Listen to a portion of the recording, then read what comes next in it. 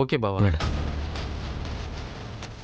ఓం భూర్భువః స్వహ తత్సవితుర్వరేణ్యం భర్గో దేవస్య ధీమహి ధియో యో న ప్రచోదయాత్. నారీకేళాన్ని నివేదయామి.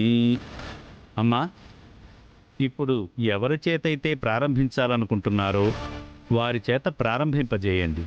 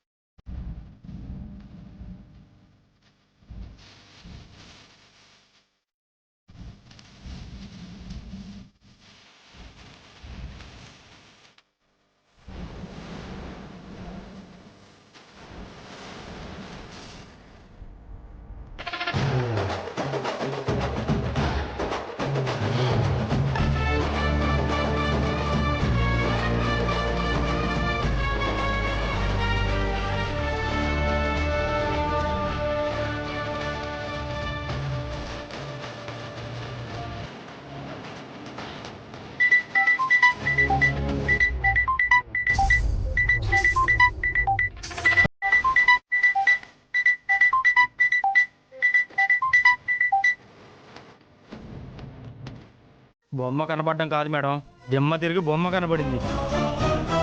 మీరు ఆ ఇంట్లో శారద ఒక్కరితే ఉంటుందని చెప్పారు, కానీ ఆవిడతో పాటు ఇంకెవరో ఒక అతను ఉన్నాడు. ఆవిడికి చిన్న దెబ్బ తగిలినందుకే మమ్మల్ని అతను తరిమి కొట్టాడు. మీరు మమ్మల్ని పంపించే ముందు ఒకసారి చెక్ చేసుకోవాలి కదా మేడం. ఉంటాను మేడం. రే పదరా. శారదతో పాటు ఇంకో ఆయన.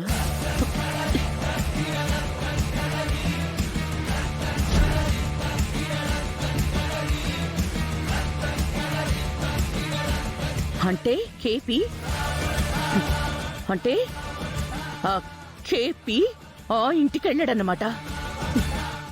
అప్పటి నుంచి తమ ఆనందాన్ని వ్యక్తం చేయడానికి ఎవరికి నచ్చిన రీతిలో వారు నాట్యం చేస్తూ వచ్చారు. మన భారతీయ సంప్రదాయానికి అనుగుణంగా నాట్య శాస్త్రం పుస్తకం రాసి భరతముని గారు నాట్యానికి ఓ పరిపూర్ణతను చేకూర్చారు. నాట్య శాస్త్రం అంటే నాట్యము, సంగీతము, నాటకం ఈ మూడింటి యొక్క కలయికే నాట్య శాస్త్రం.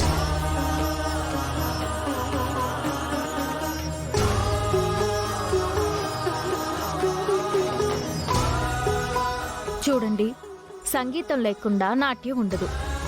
సంగీతంతో పాటు మధ్య మధ్యలో ఆహ్లాదపరిచే నాట్యం లేకుండా నాటకం ఉండదు. ఈ మూడు విడదీయలేనివి. మన భారతీయ నాట్యంలో మరొక ప్రత్యేకత ఏంటంటే వేసే ప్రతి అడుగులోనూ, పెట్టే ప్రతి భంగిమలోనూ కనిపించే కళ మాత్రమే కాదు, కనిపించని ఆరోగ్యం కూడా దాగుంది. ఆనాటి నుంచి ఈనాటి వరకు ఎందరో మహనీయులు మన కళని సజీవంగా కాపాడుకుంటూ వచ్చారు.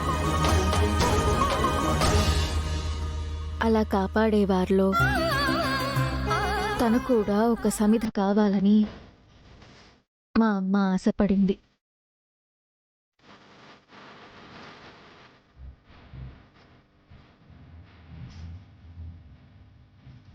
దురదృష్టవశాత్తు మా అమ్మ శోభాచంద్ర ఈరోజు మన మధ్య లేదు.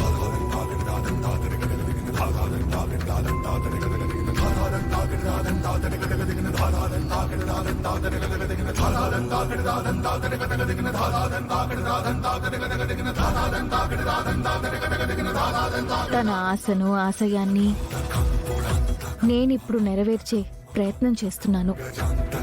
ఇంతమందని కాదు, ఎంతమంది కావాలనుకుంటే అంతమంది వచ్చి ఇక్కడ నాట్యం ఉచితంగా నేర్చుకోవచ్చు.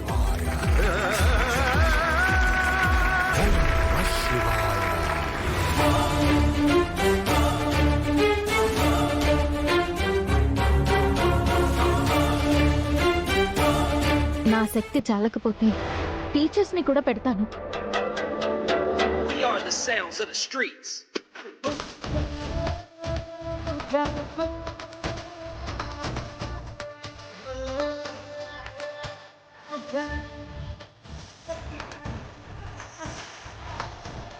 Oh,